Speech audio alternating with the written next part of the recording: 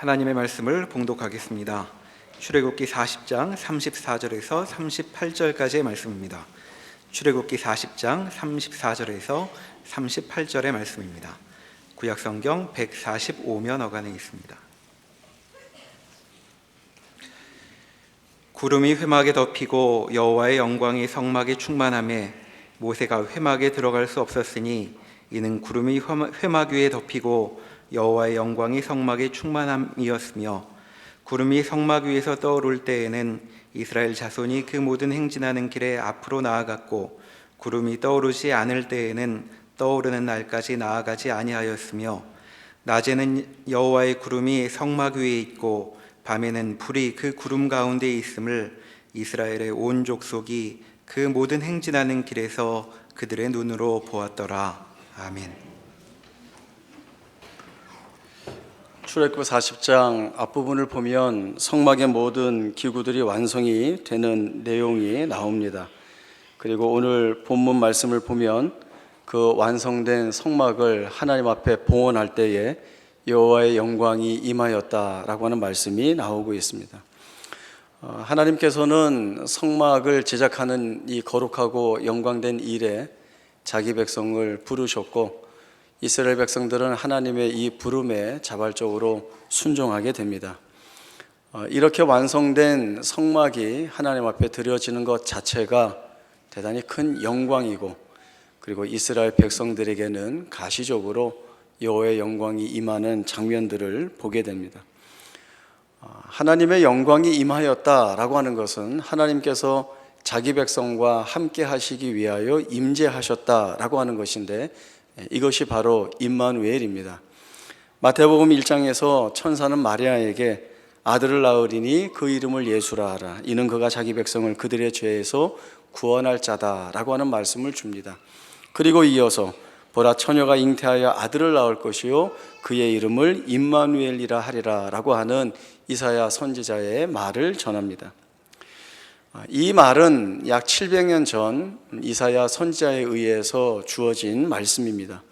북이스라엘과 아람이 남유다를 침략하여서 예루살렘 성을 포위하였을 때 당시 유다의 왕이었던 아하스는 매우 두려워하게 됩니다. 이렇게 두려움에 떨 때에 하나님의 선지자가 가서 하나님의 말씀을 전합니다. 두려워하지 마라. 그들은 연기나는 부지깽이 그루터기에 불과하다. 내가 너희를 지키고 구원하겠다라고 하는 이 말씀을 주시고, 또한 깊은 데에서든지 높은 데에서든지 어떠한 징조라도 구하면 내가 보여주겠다라는 말씀을 주심으로 하나님께서 구원을 주시는 하나님이라고 하는 이 분명한 사실을 아하스 왕에게 보게 하십니다.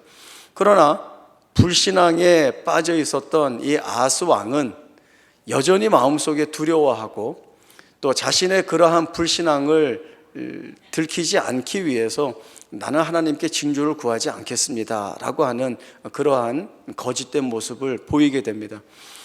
이에 이사야 선지자가 꾸짖으며 하는 말이 이것입니다. 다윗의 집이여, 너희가 하나님의 약속을 믿지 않지만 하나님께서 이 자신의 약속을 지키실 것이다. 약속된 구원자를 통하여 이루실 것이다. 주께서 친히 징조를 너희에게 주시리니 보라, 처녀가 잉태하여 아들을 낳을 것이요 그의 이름을 임마누엘이라 하리라 라고 하는 이 말씀이 주어진 것입니다. 임마누엘, 하나님이 자기 백성과 함께 하시다, 하나님이 자기 백성을 찾아오시다, 바로 이것이 영광이고 복이고 은혜가 되는 것입니다. 아무리 어려운 자리에, 고난의 자리에, 험악한 자리에 있다 할지라도 그 백성이 있는 자리에 하나님이 찾아오시면 그 자리에서 하나님이 택한 자녀들에게 부어주신 말씀, 그리고 그 자녀들과 맺으신 언약을 반드시 지키신다는 것이 그 증거가 바로 이 임마누엘이 되는 것입니다.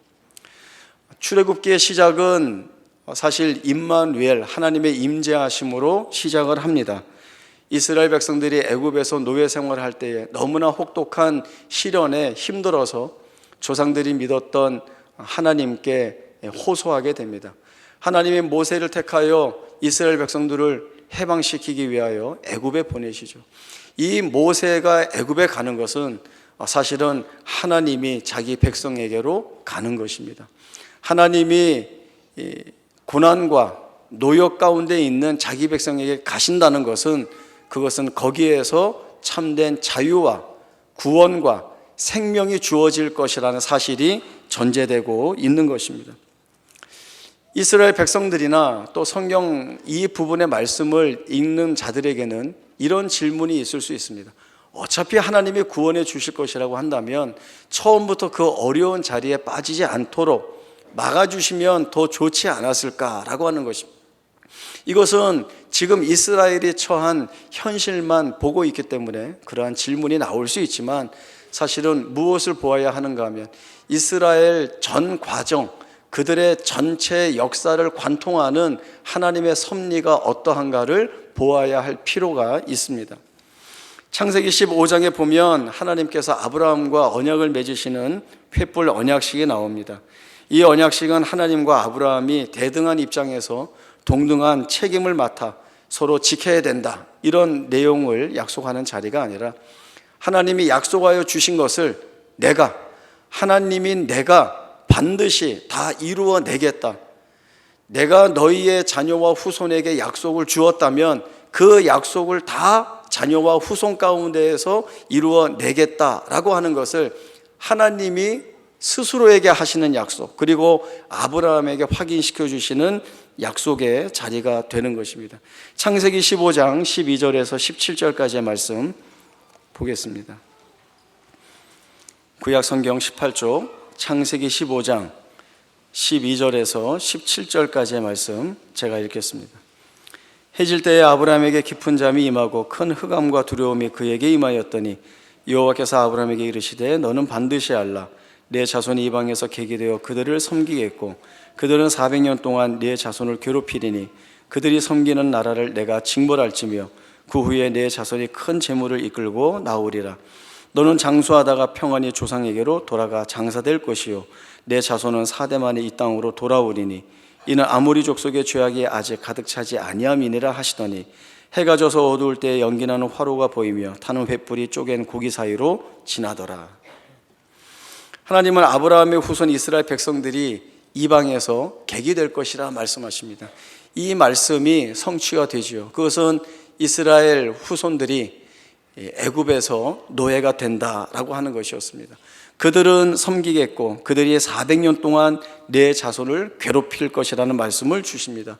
그리고 이 주신 말씀대로 되었습니다. 이방에서 객이 되었고 430년 동안 괴롭힘을 당하였습니다. 아브라함이 하나님의 이 말씀을 듣는 그 자리에서 어떤 생각이 들었을까요? 하나님, 하필이면 왜 후손들이 노예가 되게 하십니까? 짧지도 않은 400년 넘는 시간을 왜 노예가 되어서 그 혹독한 시련을 겪게 하십니까? 라고 하는 그런 마음이 있었을 것입니다. 마음이 답답하고 할 말이 없는 자리에 이 아브라함이 처할 수 있었습니다. 그러나 하나님이 아브라함의 후손을 어떤 벌을 주거나 모욕을 주거나 버리신 것이 아니라 그들을 보호하기 위한 조치였다라고 하는 사실들을 저희는 눈여겨볼 필요가 있습니다. 하나님은 아브라함에게 주신 약속이 너희의 후손을 통하여 천하 모든 만민이 복을 받을 것이라 했습니다. 내 자녀와 후손이 하나님의 자녀와 후손이 되어 그들을 통하여 하나님의 나라가 완성되어 갈 것이라는 말씀을 주셨습니다. 하나님의 나라를 구성하려면 세 가지 요인이 있어야 합니다. 국민과 법과 땅이 있어야 되죠. 가나안 땅은 하나님이 통치하고 다스리는 하나님의 땅입니다. 하나님 나라에서 이 땅 문제는 해결이 되었습니다. 그리고 하나님의 말씀이 법이 되어서 그 백성들이 지켜나갈 내용이 됩니다.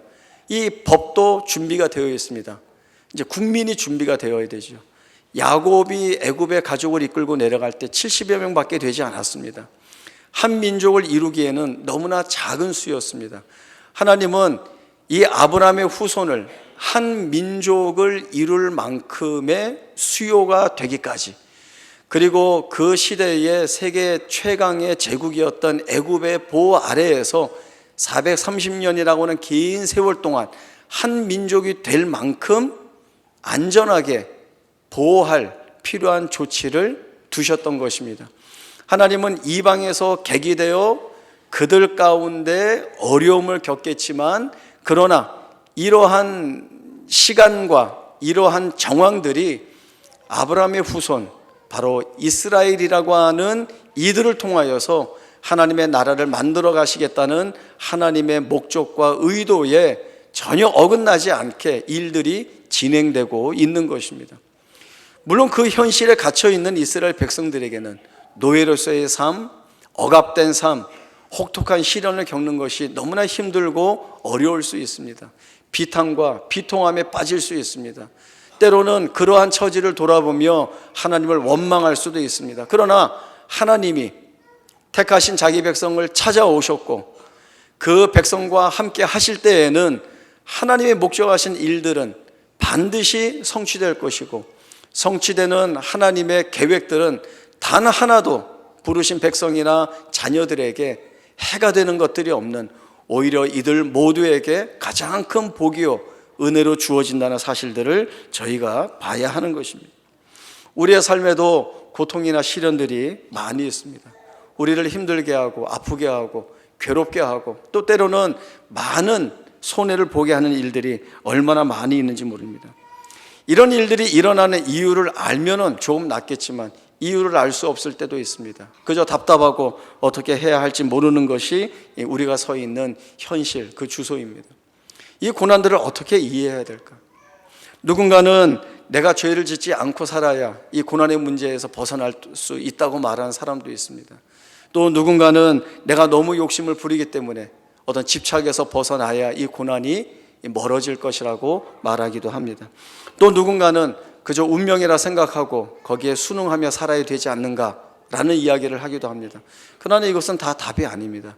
우리는 답을 어디에서 찾아야 하는가 하면 바로 임마누엘, 하나님이 우리와 함께 하신다라고 하는 이 말씀에서 이 답을 찾아야 합니다.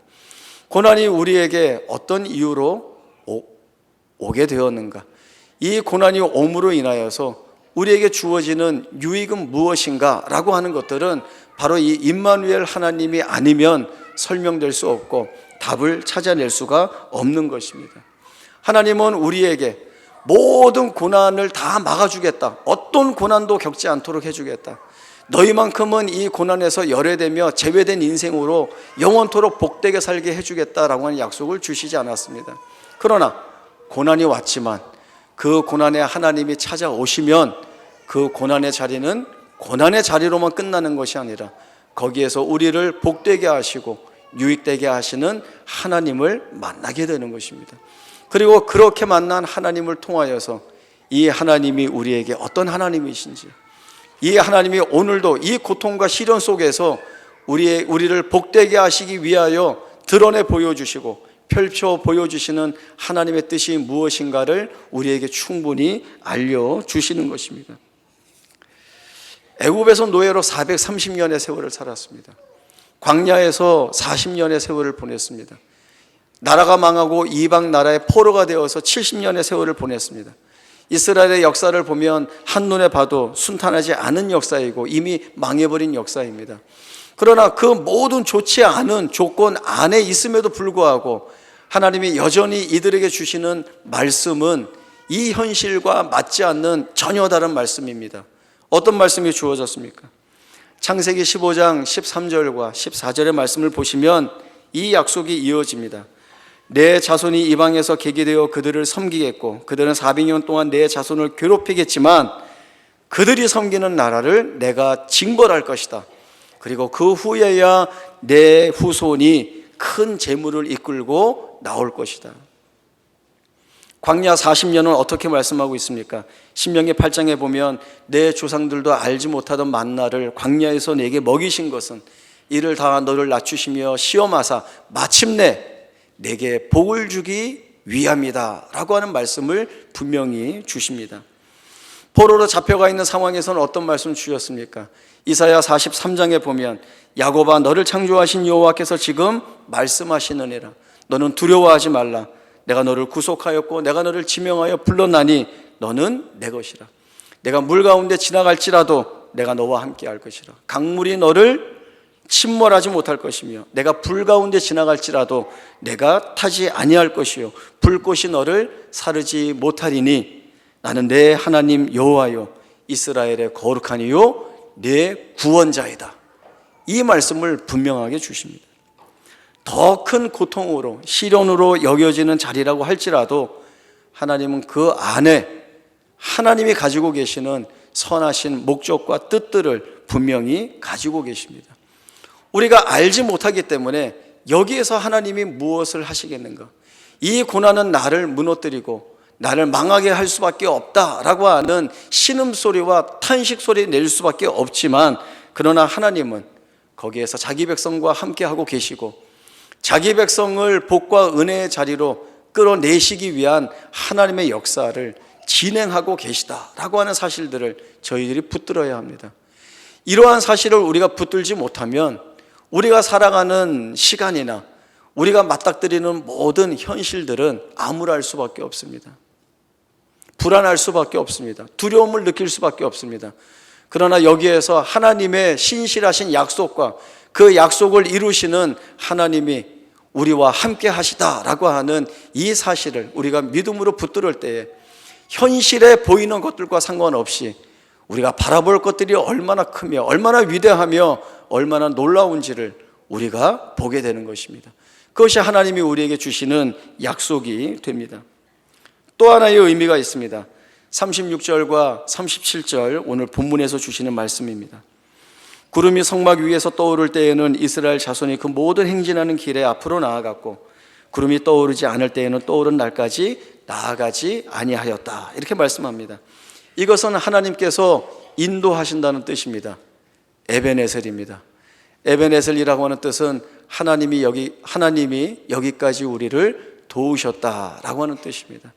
이제부터 이스라엘 백성들은 하나님의 영광이 임함이라고 하는 그 분명한 사실을 보면서 이제 하나님이 인도하시는 대로 따라가야 합니다. 하나님이 가라 하면 가야 하고 하나님이 서라 하면 서야 합니다. 하나님이 가라 하시는데 저는 더 가고 하나님이 가라 하시는데 저는 여기 있겠습니다 라고 할 수 없고, 하나님이 서라 하는데 아닙니다, 저는 힘이 있으니 더 가겠습니다 라고 말할 수 없습니다. 하나님의 인도하심에 순종해야 실패가 없습니다. 하나님의 인도하심을 거부하거나 거절하면 실패할 수밖에 없습니다. 이스라엘 백성들이 시내산에서 출발해서 도착한 곳이 가데스 바네아라고 하는 곳입니다. 이곳에서 가나안 땅을 점령할 수 있는 첫 번째 기회가 있었습니다. 그때 하나님이 주신 말씀이 무엇인가 하면, 내가 너희에게 약속한 땅이 너희 눈앞에 있다. 내가 앞서 올라갈 테니 너희는 뒤따라와라. 그리고 너희에게 주어진 이 땅을 취하라 라고 하는 말씀을 주셨습니다. 이때 말씀에 순종해서 올라가기만 하면 그때 이스라엘 백성들은 약속의 땅을 받을 수 있었습니다. 그러나 어떻게 했습니까? 정탐꾼을 보냈습니다. 그리고 정탐꾼들이 와서 보고한 내용은 하나님이 주신 약속의 땅, 모든 것들이 풍요로운 그 땅을 악평하였습니다. 자기들의 눈에 보이는 대로만 판단했습니다. 그들 판단에는 하나님이 주신 약속은 유효한 내용으로 적용되지 못했습니다. 그건 다 잊어버리고 눈에 보이는 대로 저기에 사는 이방 부족은 성벽을 높이 쌓았습니다. 그들이 거하는 곳은 요새와 같습니다. 우리보다 좋은 무기를 가지고 있습니다. 저들은 우리의 보기를 메뚜기같이 볼 것입니다. 우리는 저 땅을 취할 수 없습니다. 불평하고 하나님을 원망합니다. 이때 하나님의 심판을 받습니다. 너희들 불순종하였기 때문에 광야 40년의 세월을 보내리라. 놀란 이스라엘 백성들이 아닙니다, 이제라도 올라가겠습니다 라고 하죠. 그러나 하나님은 내가 너희와 함께 올라가지 않는다, 올라가지 마라 라고 말씀하시는데, 이 청개구리 이스라엘 백성들이 또 올라가게 됩니다. 어떻게 됐죠? 올라가서 졌습니다. 패하여 쫓겨 내려오고 광야로 들어가게 됩니다. 하나님의 인도하심이라고 하는 것은 자기 뜻이나 자기 마음대로 하는 것이 아니라 하나님의 말씀대로 하는 것입니다. 그 하나님의 말씀이 갖는 그 힘이 무엇인가 하면 하나님이 그 일을 이루어 가시는 주체가 되신다는 것입니다. 하나님이 말씀하셨기 때문에 말씀하신 그 모든 것이 우리에게는 선한 것일 것이고, 그리고 그 선한 것을 하나님이 이루시기 위해서는 우리가 어떠한 불리한 그리고 어떠한 악조건 속에 있다 할지라도 하나님은 그 모든 것을 뒤집어서 하나님이 원하시는 결과들을 우리의 생애 가운데에서 만들어 내실 것입니다. 이스라엘 백성들이 붙들어야 할 것이 그것이고, 오늘 우리가 붙들어야 할 것이 바로 이 말씀이 되는 것입니다. 성막을 봉헌하고 이스라엘 백성들이 가나안 땅을 향해 나아가게 됩니다. 그리고 가나안 땅 인도받을 때까지 하나님의 이 인도하심이 풍성하게 있습니다. 그러나 이것은 가나안 땅까지만이 아니라 가나안 땅 안에 들어가서도 여전히 변함없이 하나님의 인도하심을 받고 살아야 할 이스라엘 백성들의 정체성이자 책임입니다. 그리고 그들에게 주어진 복이요 은혜인 것을 알아야 합니다. 하나님은 자기 백성으로부터 멀리 떨어져 계신 하나님이 아닙니다. 그리고 자기 백성이 어떻게 살아가는지 관망하시는 하나님이 아닙니다. 한 사람 한 사람의 생애 가운데 찾아오셔서 역사하시는 하나님이시고, 그 생애에서 이루실 약속들을 이루시기 위하여 임마누엘 하나님으로, 에베네셀 하나님으로 일하시는 하나님이십니다. 그리고 이러한 하나님으로 일하고 계시다는 것을 자기 택한 자들에게 신실한 고백을 받아내는 것을 영광되게 하십니다. 율법과 계명을 주심으로써 하나님이 그 백성에게 원하시는 것이 무엇인지 보게 하시고, 또 그 백성을 향하여 가지고 계시는 마음이 무엇인지 분명하게 알려주셨기 때문에 이제 이스라엘 백성이나 우리 모두는 하나님 앞에 사랑의 대상으로서 순종하는 마음으로 서야 하는 것입니다. 출애굽기의 마지막 말씀이 성막 봉헌으로 맞춰지기 때문에 끝인 것처럼 보이지만, 그러나 사실은 여기가 끝이 아니라 새로운 의미에서의 새 출발을 뜻하고 있습니다. 사실 성경에서는 이러한 말씀이 가장 중요한 내용이고 주제입니다. 하나님이 택한 자들을 찾아오시고, 그리고 그들에게 주신 약속을 이루시기 위하여서 친히 인도하신다는 내용이 성경 전체에 채워져 있는 말씀입니다. 그리고 수많은 증거들이 기록으로 되어 있습니다. 기록이라고 하는 것은 역사입니다. 역사라고 하는 것은 허구가 아니라 사실이라고 하는 것이죠. 하나님이 이 사실로 일을 하셨습니다. 그러니 우리는 오늘 우리의 삶 가운데에서 드러나는 현상들도 있고, 또 그로 인하여 만들어지는 여러 가지 정황들도 있지만, 우리가 그 안에 뚫고 들어가서 사실로 보아야 하는 것은 하나님이 임마누엘, 임재하고 계시고, 하나님이 에베네셀, 인도하고 계신다는 사실들을 사실로 보아야 하는 것입니다. 하나님이 이 일을 하시는 분입니다. 하나님이 이 일을 하시는데 전혀 부족하지 않게 일하시는 하나님이심을 우리가 믿고 있고 잘 알고 있어야 합니다. 오늘 우리 자녀와 후손들을 위해서 기도했습니다. 사실 부모로서 자녀들을 바라보면 부족하고 모자란 것이 많아 보입니다. 늘 틀리고 못하고 엉뚱하게 하고 잘 못하죠. 그러나 내가 자녀였을 때를 생각하면 금방 알 수 있습니다. 나도 자녀였을 때 어리석었고 못났었고 잘 못했고 부족했고 엉망이었습니다. 그렇죠? 저만 그랬나요? 여러분도 다 그러셨을 것 같은데 우리 모두가 그랬습니다. 그러나 하나님이 우리를 어떻게 바꾸어 오셨습니까? 하나님이 우리를 내버려 두지 아니하시고 우리가 어떠한 자리에 있든지 간에 그때마다 하나님이 그 자리에 우리와 함께 하시면서 길을 보여주시고, 또 하나님이 함께 하신다는 사실들이 우리에게 어떻게 은혜가 되리는지를 보게 하여 주시어서 우리가 처음에는 희미하게 하나님의 일하심을 알아, 하나님이 이런 분이구나, 하나님이 이렇게 우리를 찾아오셔서 일하셨구나를 알아가게 하시. 시간이 지나면서 여러 사건과 정황들 속에서 이러한 확인들을 견고하게 만들어 가셨습니다. 시간이 지나면서 이제 오늘 우리는 어느 자리에 와 있습니까? 하나님이 약속하신 대로 우리의 생애를 바꾸어 내셨고, 우리로 하여금 이 하나님이 아니면 안 된다라고 하는 믿음을 가지고 사는 하나님의 자녀된 자리에 우리를 세우셨습니다. 우리의 자녀들에게도 후손들에게도 하나님이 이렇게 일하실 것입니다.